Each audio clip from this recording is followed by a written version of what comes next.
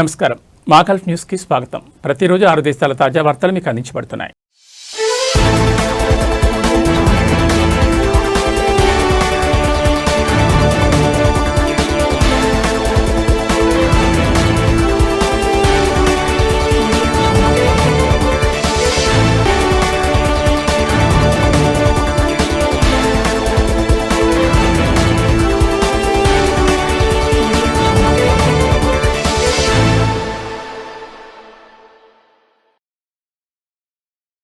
ఖతార్లోని Qatari association for fine arts ప్రధాన కార్యాలయంలోని building 13లో ఎలైట్ ఎగ్జిబిషన్ 2026ను cultural village director general professor doctor Khalid bin Ibrahim Al Sulaiti అధికారికంగా ప్రారంభించారు. ఇది సందర్శకుల కోసం ప్రముఖ ఖతారీ కళాకారుల కళాఖండాలను ఒక చోట చేర్చింది. ఈ సందర్భంగా విజిటర్స్ అతిథులు ప్రదర్శనలో ఉన్న కళాఖండాలను చూసి వాటి ప్రత్యేకతల గురించి కళాకారులను అడిగి తెలుసుకున్నారు.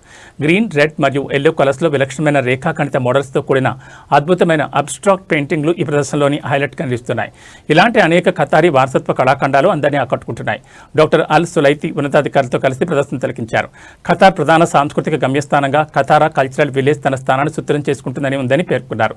ఇది ఖతారీ అసోసియేషన్ ఫర్ ఫైన్ ఆర్ట్స్కు ఒక శాశ్వత వేదికను అందిస్తోందని తెలిపారు.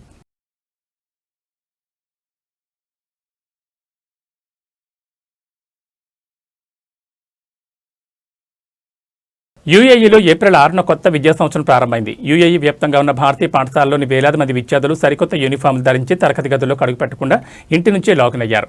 సాధారణంగా సందడిగా ఉండే ఈ పాఠశాల పునఃప్రారంభ సీజన్ ఈసారి నిశ్శబ్దంగా సాగింది. అమెరికా, ఇజ్రాయెల్, ఇరాన్ సంఘర్షణకు సంబంధించిన ప్రాంతీయ అనిశ్చితి నడుమ ఈ ఏడాది విద్యా సంవత్సరం ప్రారంభమైంది. దీంతో ముందు జాగ్రత్త చర్యగా పలు పాఠశాలలు రిమోట్ లెర్నింగ్ కొనసాగిస్తున్నాయి. చాలా కుటుంబాలకు ఇది ప్రాధాన్యతలలో మార్పుకు దారితీసింది. ఎందుకంటే సాధారణంగా పాఠశాలకు వెళ్లేటప్పుడు చేయాల్సిన పనులు జాగ్రత్త తగ్గింది. ముఖ్యంగా యూనిఫామ్లు, స్టేషనరీ లాంటి కొనాల్సిన అవసరం తప్పిందని పలువురు పేరెంట్స్ చెప్పారు. సాధారణంగా విద్యా సంవత్సరం ప్రారంభంలో ఇద్దరు పిల్లల యూనిఫామ్లు మరియు సంబంధిత పాఠశాల సామగ్రి కోసం తల్లిదండ్రులు సుమారు 1000 నుండి 1500 దిర్హామ్స్ వరకు ఖర్చు చేసేవారు. కానీ తరగతులు ఆన్లైన్లో కొనసాగుతుండటంతో ఆ ఖర్చును ప్రస్తుతానికి పక్కన పెట్టినట్టు తెలిపారు. పాఠశాలలు దూర విద్యను కొనసాగిస్తుండటంతో చాలామంది తల్లిదండ్రులు తమ ఖర్చు విధానాలు, దుస్తుల నుండి టెక్నాలజీ వైపు వేగంగా మారాయని చెప్తున్నారు. వచ్చే వారంలో పాఠశాలలు తిరిగి తెరిస్తే అప్పుడు నేను నా పిల్లలకు కొత్త స్కూల్ యూనిఫామ్లు కొంటానని ఇద్దరు పిల్లల తల్లి అయిన అమీర్ రషీద్ అన్నారు. ప్రస్తుతానికి వారి ఇంటి నుంచే తరగతులకు హాజరవుతున్నందున అంత తొందర ఏమీ లేదు. నేను నా కుమార్తె కోసం కనీసం 2 సెట్లు కొనాలి. దీనికి సుమారు 350 దిర్హామ్స్ ఖర్చు అవుతుంది. మరోవైపు నా కొడుకు గత సంవత్సరం యూనిఫామ్తోనే సరిపెట్టుకోగలడు. ఎందుకంటే అతని స్పోర్ట్స్ సెట్తో సహా అవి మంచి స్థితిలో ఉన్నాయని వివరించారు.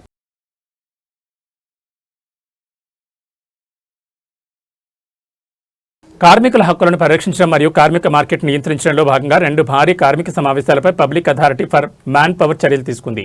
అథారిటీ ప్రకారం అంతర్గత వ్యవహారాల మంత్రిత్వ శాఖ నుండి అందిన నివేదిక తర్వాత జరిగిన మొదటి సంఘటనలో 400 మందికి పైగా కార్మికులు గుమికూడారు. కార్మిక సంబంధాల శాఖకు చెందిన ఒక ప్రత్యేక బృందం వెంటనే సంఘటనా స్థలానికి చేరుకుంది. భద్రతా అధికారుల సహాయంతో పరిస్థితిని అదుపులోకి తీసుకొచ్చారు. అనంతరం అధికారులు యజమాని, కంపెనీ అధికారులను మరియు ఎగ్జిక్యూటివ్ డైరెక్టర్తో మాట్లాడారు. కార్మిక చట్టాలు, నియామకాలు మరియు ఉపాధి పద్ధతులకు సంబంధించిన ఉల్లంఘనలు జరిగినట్లు గుర్తించారు. ఆ తర్వాత ఈ కేసును జనరల్ డైరెక్టరేట్ ఆఫ్ క్రిమినల్ ఇన్వెస్టిగేషన్కి అప్పగించారు. కార్మికులు, యజమానులు ఇద్దరి హక్కులను పరిరక్షిస్తూ ఇలాంటి కేసులను త్వరితగతిన పరిష్కరించేందుకు అత్యవసర ఫిర్యాదుల బృందాలు 24/7 పనిచేస్తున్నాయని అధికారులు వెల్లడించారు. ఈ సమావేశంలో పాల్గొన్న కార్మికులను కూడా ప్రశ్నించారు. ఉద్యోగులకు, యజమానికి మధ్య తలెత్తిన వివాదాలే సామూహిక సమ్మెకు దారితీసినట్టు తెలుస్తోంది. ఈ సమస్యను పరిష్కరించడానికి అవసరమైన చట్టపరమైన ముందు జాగ్రత్త చర్యలు తీసుకున్నట్లు పేర్కొన్నారు. మరుసటి రోజు ఒక శాఖ కార్యాలయం సమీపంలో సుమారు 300 మంది కార్మికులు గుమికూడినట్లు సమాచారం అందింది. ఈ గుంపును కూడా అధికారులు చెదరగొట్టారు. ఈ నిరసన వెనుక గల కారణాలను తెలుసుకునేందుకు దర్యాప్తు కొనసాగుతోంది. యజమానులు, కార్మికులు ఇద్దరు కార్మిక చట్టాలు, ఒప్పందాలను పాటించాలని అధికార యంత్రాంగం కోరింది. సామూహికంగా పనిని నిలిపివేయడం కానీ, నిబంధనలను ఉల్లంఘించడం కానీ చేయరాదని హెచ్చరించింది. నియమాలను ఉల్లంఘించిన వారిపై కఠినమైన చట్టపరమైన చర్యలు కొనసాగుతాయని తెలిపారు.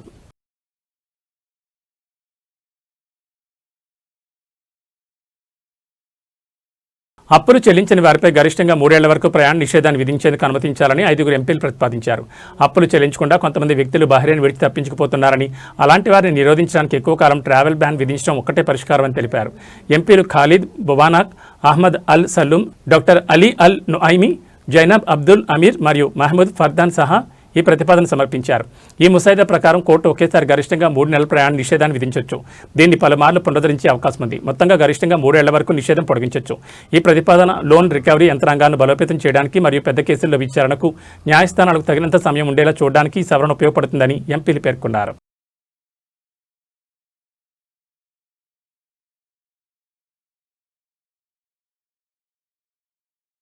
గవర్నరేట్లను అనుసంధానిస్తూ దేశీయ విమానయాన నెట్వర్క్ను స్థాపించి అభివృద్ధి చేయడానికి ఒమన్ కృషి చేస్తుందని రవాణా, సమాచార మరియు సమాచార సాంకేతిక శాఖ మంత్రి ఇంజనీర్ సయీద్ హమూద్ అల్ మావాలి తెలిపారు.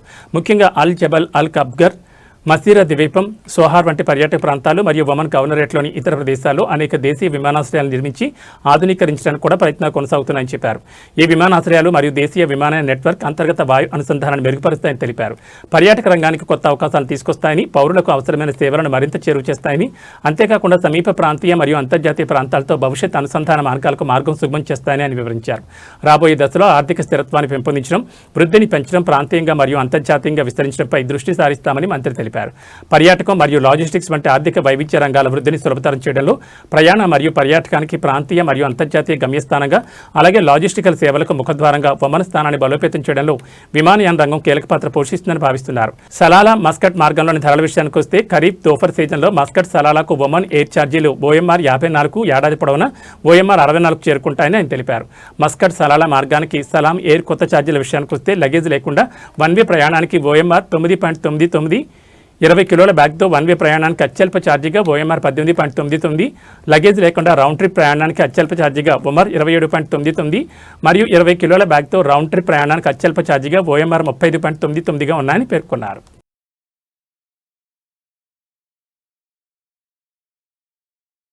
మదీనాలో పోర్టబుల్ గ్యాస్ స్టవ్లు, సిలిండర్ల వినియోగంపై నిషేధం విధించారు. హోటళ్లు మరియు ఫర్నిష్డ్ అపార్ట్మెంట్లు సహా పర్యాటక ఆతిథ్య సౌకర్యాల్లోకి తమ గెస్టులు పోర్టబుల్ గ్యాస్ స్టవ్ లేదా గ్యాస్ సిలిండర్లు తీసుకురావడానికి అనుమతి లేదని పర్యాటక మంత్రిత్వ శాఖ స్పష్టం చేసింది.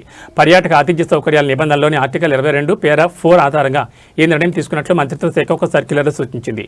ఈ విషయంలో జారీ చేసిన నిబంధనలకు కట్టుబడి ఉండాల్సిన ఆవశ్యకతను వివరించింది. భద్రత మరియు రక్షణ చర్యల్లో భాగంగా సంబంధిత అధికారుల సూచనలను పాటించాలని మంత్రిత్వ శాఖ స్పష్టం చేసింది.